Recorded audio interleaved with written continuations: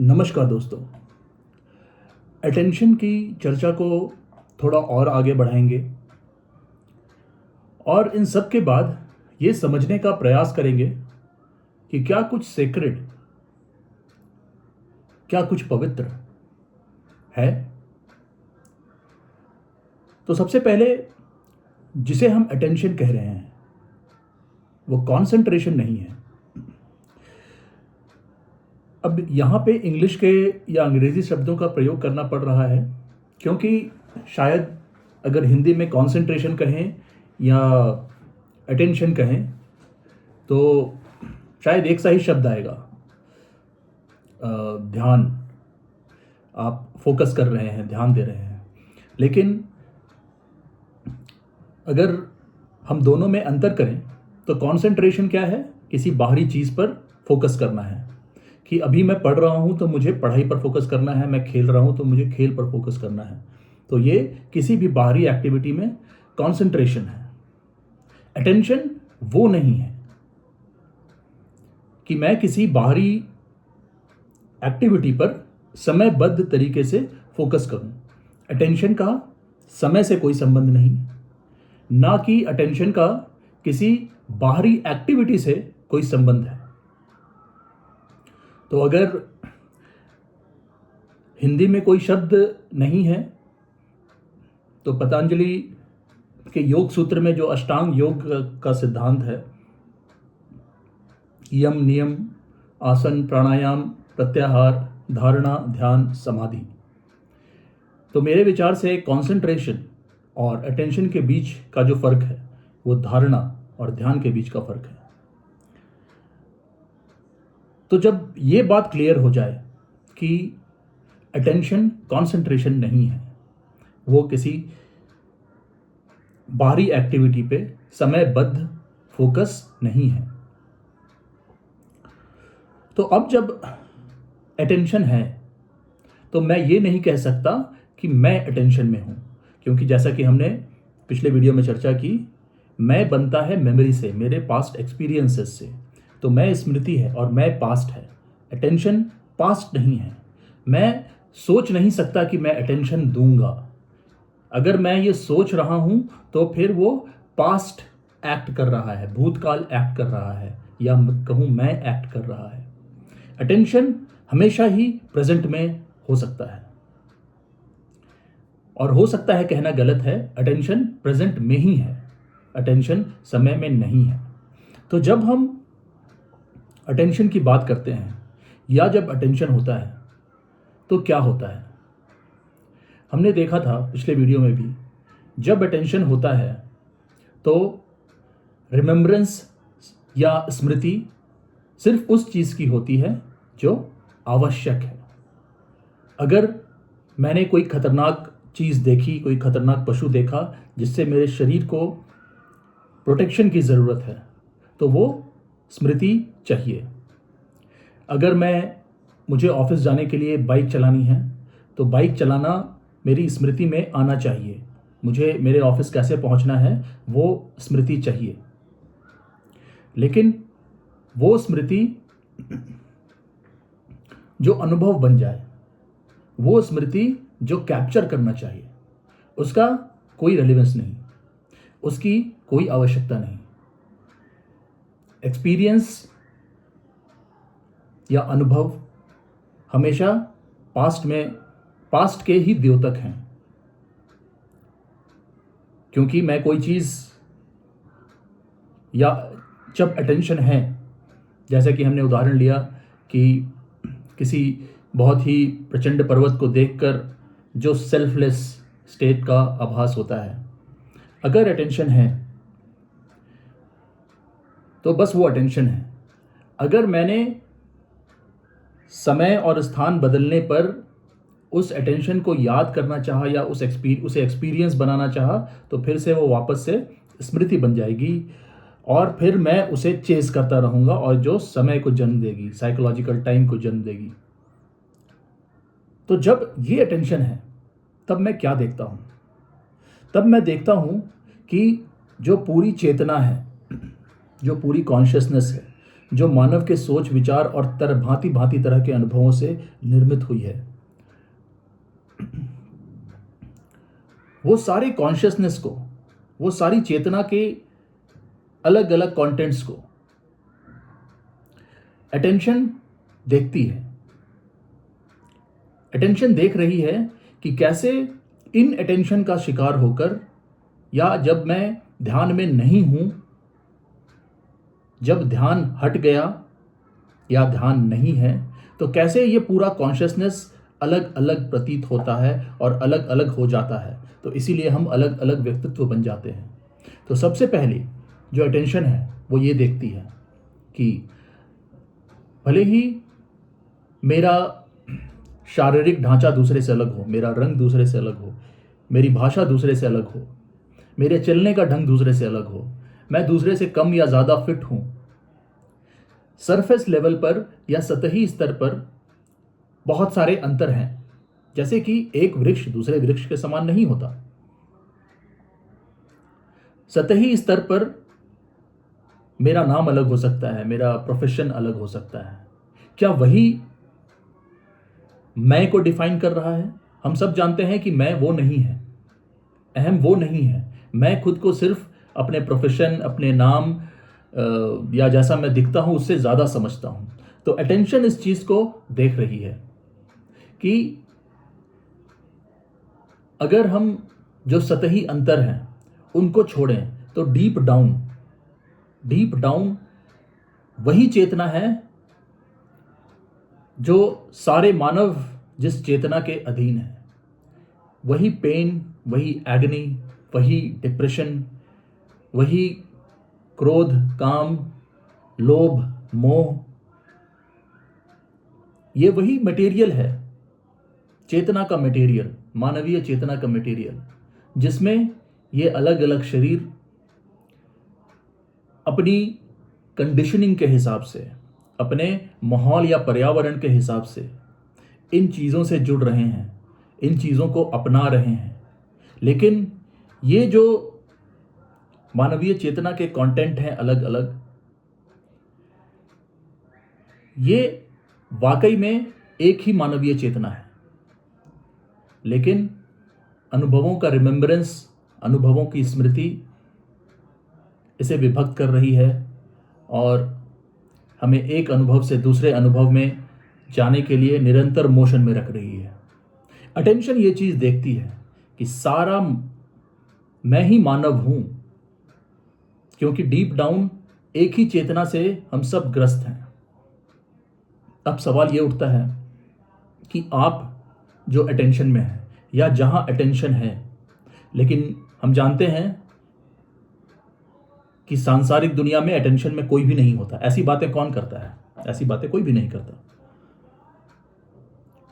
तो फिर जहां अटेंशन है और जहां इन अटेंशन है, दोनों के बीच क्या संबंध है? अब उदाहरण लें कि मेरा जो संबंध शायद मेरी पत्नी के साथ हो या किसी पत्नी का उसके पति के साथ हो, तो कोई एक पार्टनर जो अटेंशन में है, वो ये चीज़ देख रहा है, ये चीज़ स्पष्ट हो रही है कि ये जो भावनाओं का जो जंजाल है वही कॉन्फ्लिक्ट पैदा कर रहा है। और वो स्पष्ट देख रहा है, वो अटेंशन स्पष्ट देख रहा है कि ये भावनाएं जो अलग अलग प्रतीत हो रही हैं, ये एक ही मानवीय चेतना है। और अगर एक पति के रूप में मैं अपनी पत्नी की कोई इच्छा नहीं पूरी कर रहा, या पत्नी को ये नहीं लग रहा कि मैं कुछ कर रहा हूं,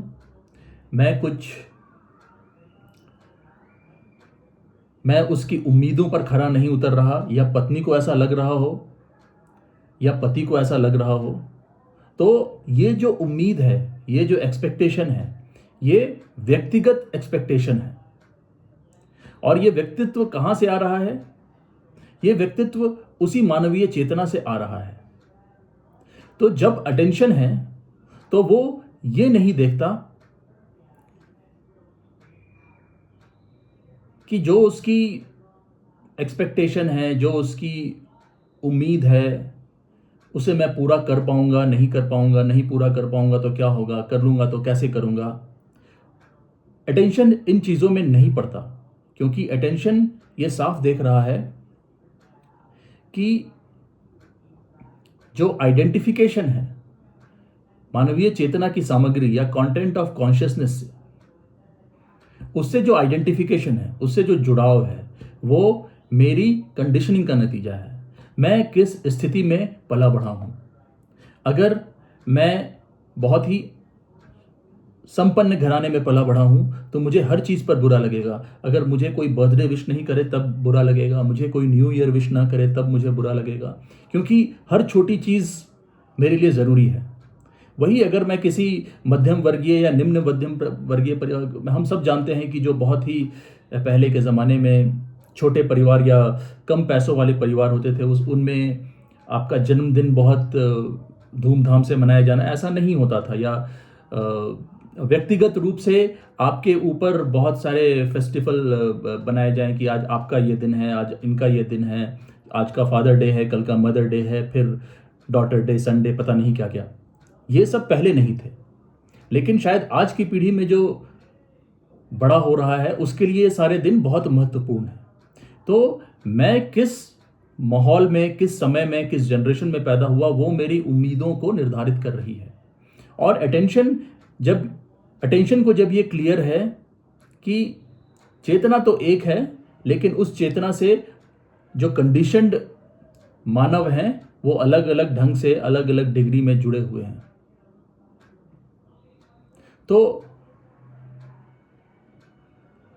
अटेंशन ये भी देख रही है कि रिस्पॉन्सिबिलिटी है, ये तो सच है, लेकिन साथ में रिस्पॉन्सिबिलिटी भी है। रिस्पॉन्सिबिलिटी है मेरे परिवार के प्रति, मेरी रिस्पॉन्सिबिलिटी है, मुझे उनका केयर करना है। और वो केयर इस बात पर डिपेंड नहीं कर सकता कि सामने वाला मेरे साथ कैसा पेश आ रहा है, क्योंकि वो फिर उसी मानवीय चेतना का हिस्सा है जो जो सामने वाले की जो कंडीशनिंग है, जो उसकी जिस माहौल में वो बड़ा हुआ है, उस हिसाब से वो सिर्फ रिएक्ट कर रहा है, वो सिर्फ अपनी पुरानी स्मृति से के आधार पर रिएक्शन दे रहा है। उस आधार पर मेरी जो रिस्पॉन्सिबिलिटी है वो नहीं बदल जाती। अगर वो मुझसे अच्छे से पेश नहीं आ रहा तो इसका ये मतलब नहीं कि फिर मेरी रिस्पॉन्सिबिलिटी बदल गई। मैं फिर भी उत्तरदायी हूं, जो भी मुझे अपने पार्टनर के लिए करना है उसके लिए मैं फिर भी उत्तरदायी हूं, भले ही उसका व्यवहार मेरी तरफ जैसा भी हो, क्योंकि वो तो कंडीशनड रिस्पॉन्स है, वो तो मेमोरी के आधार पर, स्मृति के आधार पर दिया हुआ प्रतिक्रिया है जो सामने वाला कर रहा है।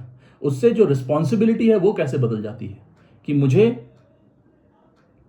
जो करना है आपके लिए, जो ज़रूरी है, अगर मुझे आपके लिए धन जुटाना है तो मेरा वो जिम्मेदारी है, या अगर मुझे घर का ख्याल रखना है तो भले ही सामने वाला जैसा भी मेरे से पेश आ रहा हो, अगर अटेंशन है तो वो अटेंशन ये देख लेती है कि जो सामने वाले का कंडीशन रिस्पॉन्स है,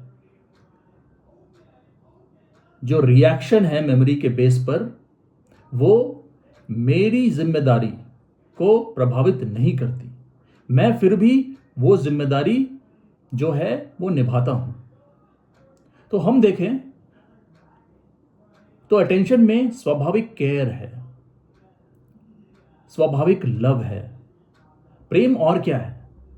प्रेम तो यही है कि जो कंडीशन नहीं है, प्रेम वो नहीं जो किसी कंडीशन के बेस पर सामने आए। आप ऐसा करो फिर शायद मैं अच्छा अनुभव करूं और फिर शायद मैं अपनी रिस्पॉन्सिबिलिटी निभाऊं। अगर आप ऐसा नहीं करोगे तो मैं अपनी जिम्मेदारी नहीं निभाऊंगा या नहीं निभाऊंगी।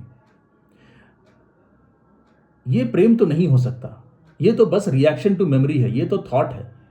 नाम भले हम इसे प्रेम का दे दें, लेकिन जहां अटेंशन है वहां प्रेम है, वहां केयर है। हमने ऐसा भी समझा। भले ही जब अटेंशन है तो मैं ये बातें कम्युनिकेट करने का प्रयास करता हूं, लेकिन जो सामने वाला है वो अपनी कंडीशनिंग के अनुसार इसे ग्रहण करेगा या नहीं करेगा। मैं तो सिर्फ वो स्पेस क्रिएट कर सकता हूं जहां पे ये कम्युनिकेशन मैं कर सकता हूं, ये बात मैं कर सकता हूं। अभी भी जो मैं वीडियो बना रहा हूं उसमें मैं ये बात रख रहा हूं, लेकिन ये तो हमेशा सुनने वाले के ऊपर है कि वो उस स्पेस में आना चाहता है या नहीं आना चाहता। अगर वो नहीं आना चाहता तो क्या ये कहने की जिम्मेदारी से मैं मुक्त हो जाता हूं? क्या ये कम्युनिकेट करने की जिम्मेदारी से मैं मुक्त हो जाता हूं? नहीं, ये जिम्मेदारी फिर भी है, फिर भी मैं ये करता हूं। और इसीलिए हम ये कह रहे हैं कि अटेंशन ही केयर है, अटेंशन ही लव है। बिना लव और बिना केयर के अटेंशन नहीं हो सकता। अगर मैं सिर्फ एनालिसिस कर रहा हूं इन बातों की और मैं विश्लेषण कर रहा हूं कि अच्छा ये बात ठीक है, तो जैसे ही मैं एनालिसिस में गया या विश्लेषण में गया, वहां पे एक एनालाइजर पैदा हो गया जो एनालाइज कर रहा है। और फिर ये वही बात हो गई, एनालाइजर इज द एनालाइज, जैसे ऑब्जर्वर इज द ऑब्जर्व्ड। तो अगर एनालिसिस की मोड है, अगर प्रेम नहीं है, तो वो एनालिसिस है, विश्लेषण है। और विश्लेषण या एनालिसिस वैसी ही एक्टिविटी है जैसी कोई और एक्टिविटी है। या तो मैं जैसे कि बाहर के कामों में कॉन्फ्लिक्ट में रहता हूं, अगर मैं इन बातों को एनालिसिस की तरह लूं तो फिर मैं वापस से कॉन्फ्लिक्ट में ही जाने वाला हूं, क्योंकि मैं एनालाइज करूंगा, मैं देखूंगा अच्छा ये बात ठीक है, ये बात ठीक नहीं है, ये बात ठीक है तो मैं इसे ऐसे लागू कर सकता हूं, या ये बात गलत है तो चलो इसे मैं छोड़ देता हूं। ये वही वही कॉन्फ्लिक्ट और उसी मूवमेंट में मैं वापस जा रहा हूं। लेकिन अगर अटेंशन है तो ये केयर है, ये लव है। अगर लव और केयर नहीं तो वो इनअटेंशन है। और इनअटेंशन में आप कुछ भी कर सकते हैं, इनअटेंशन में मैं कुछ भी कर सकता हूं। हो सकता है मैं एनालिसिस करूं, सुनकर एनालिसिस करूं, या सुनूं ही नहीं, या सुनने के बाद ओपिनियन बनाऊं, राय बनाऊं कि ये सही ये गलत। तो अटेंशन लव है, केयर है। बिना लव और केयर के अटेंशन नहीं, और जहां लव और केयर नहीं वहां सिर्फ इनअटेंशन है। अब जब ये अटेंशन है, इस अटेंशन के साथ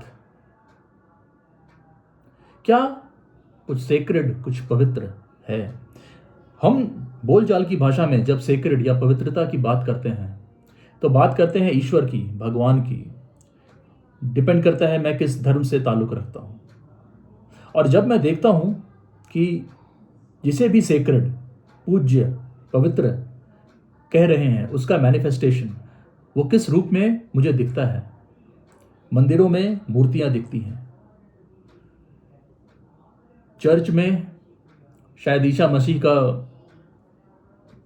वो आइडल दिखता है, मस्जिदों में जहां तक मैं जानता हूं कोई इमेज तो नहीं, लेकिन कुछ लिखा होता है, वगैरह वगैरह। तो मैं देखूं जो भी आइडल है, जो भी मूर्ति हो गई, आइडल हो गया, या जो भी लिखा हुआ, वो कहां से आएगा? वो तो थॉट से ही आ सकता है। तो थॉट इमेज बनाया, जैसे थॉट जो है अनुभवों का इमेज बना रहा है, वैसे ही मूर्ति का भी इमेज थॉट का ही आउटकम है। थॉट इमेज बनाता है और फिर उस इमेज को बियॉन्ड समझने लगता है। तो थॉट ने ही इमेज के रूप में सामने प्रकट हुआ, और मैं जब इमेज की पूजा कर रहा हूं तो मैं थॉट की ही पूजा कर रहा हूं। तो इस हिसाब से आप देखें तो शायद इसीलिए हम देखें तो जब हमने वेदांतों को मिस इंटरप्रेट करना शुरू किया तो हम आगे पहुंच के कहां पहुंचते हैं? हम यही पहुंचते हैं कि हम ब्रह्म अस्मि, मैं ही ईश्वर हूं या मैं ही भगवान हूं। क्या ये हमने नहीं सुना? ये बात हमने नहीं सुना, और ये स्वाभाविक भी है अगर हम उसे थॉट के जरिए अप्रोच करेंगे। हालांकि ये बात सिर्फ हम कहें तो हिंदू धर्म में आती है, क्योंकि दूसरे धर्म शायद इमेज से आगे जाते हैं या नहीं जाते मुझे नहीं पता, लेकिन मुझे नहीं लगता कि जिस गहराई में हिंदू धर्म जाता है, मुझे जानकारी नहीं कि और धर्म किस गहराई में जाते हैं। लेकिन जो मैं हिंदू धर्म में देखता हूं कि कर्म कांड है, कर्म कांड में जरूर मूर्ति पूजन है, लेकिन जब आप कर्म कांड के आगे बढ़ते हैं कम से कम जो बताया जाता है, जो बोला जाता है, जो वास्तविक में है, जो वास्तविक में सनातन धर्म है, वो क्या है उसकी बात नहीं मैं कर रहा हूं। जो मैनिफेस्ट हो रहा है, जो दिख रहा है, वो क्या दिख रहा है कि कर्मकांड से बाहर निकलने के बाद जब मैं विश्लेषण के या मैंने सोचना प्रारंभ किया, तो फिर मैं इस निष्कर्ष पे पहुंचा कि ये तो मेरा ही रूप है। शायद मैं ही पूज्य बन जाता हूं अगले कुछ जन्मों में। और ऐसे बहुत सारे समूह हैं जहां पे ये कहा जाता है कि, और ये तो प्रचलित थ्योरी है कि हम ही जो वो हैं जो शायद सतयुग में या किसी युग में हम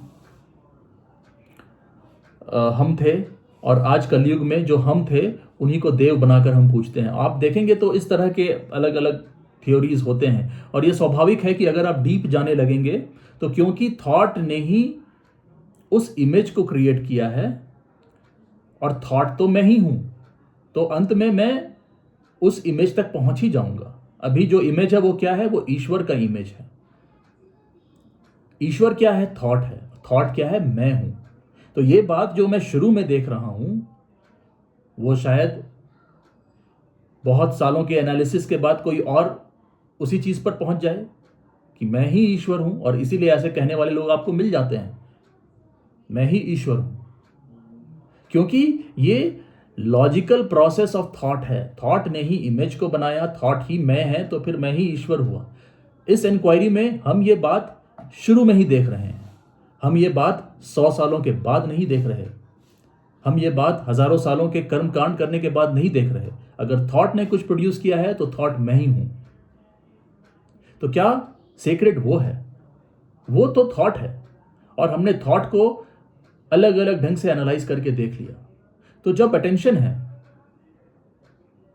तो ये बात क्लियर है, जो बात हम अभी कह रहे हैं, कि जो सेक्रेड है उसको प्राप्त करने के लिए ये तर्क दिया जाता है कि मूर्ति तो माध्यम है या इमेज माध्यम है। उस माध्यम से हम किसी बियॉन्ड की बात कर रहे हैं, ईश्वर की बात कर रहे हैं। लेकिन अगर हम ईश्वर या सेक्रेड की बात कर रहे हैं, पवित्र की बात कर रहे हैं, तो इंटरमीडियरी की क्या जरूरत है? बीच में किसी माध्यम की क्या जरूरत है? जब अटेंशन है तो ये बात क्लियर हो रही है। और जो भी सेक्रेड है, जो भी पवित्र है, उसकी बात तभी हो सकती है जब अटेंशन है। जहां इन अटेंशन है वहां सिर्फ थॉट हो सकता है। हो सकता है मैं थॉट को पूजने लगूं या खुद को पूजने लगूं कुछ सालों बाद, लेकिन अटेंशन होगा तभी जो सेक्रेड है वो स्पष्ट होगा। और ये प्रश्न भी करना कि क्या कुछ सेक्रेड है, उसके भी, इस प्रश्न करने का भी अधिकार मुझे तभी है जब मैं अटेंशन में हूं, या जब अटेंशन है, जब ध्यान है। इसीलिए जो मेडिटेशन है, हम उसे ध्यान जो कहते हैं, तो ध्यान कोई एक घंटे की क्रिया नहीं। ध्यान कोई 15 मिनट की क्रिया नहीं कि मैंने कुछ प्राणायाम कर लिया, कुछ सांस ऊपर नीचे कर लिया, कुछ योगा कर लिया और मैं कहता हूं कि मैंने ध्यान कर लिया, मैं ध्यान में हो गया। नहीं, ये पूरी चीज जो अटेंशन है वही ध्यान है, वही मेडिटेशन है। और मेडिटेशन ही सेक्रेड को, पवित्र को रिवील कर सकता है। थॉट पवित्र को रिवील नहीं कर सकता। थॉट सिर्फ अपना रूप बदल सकता है।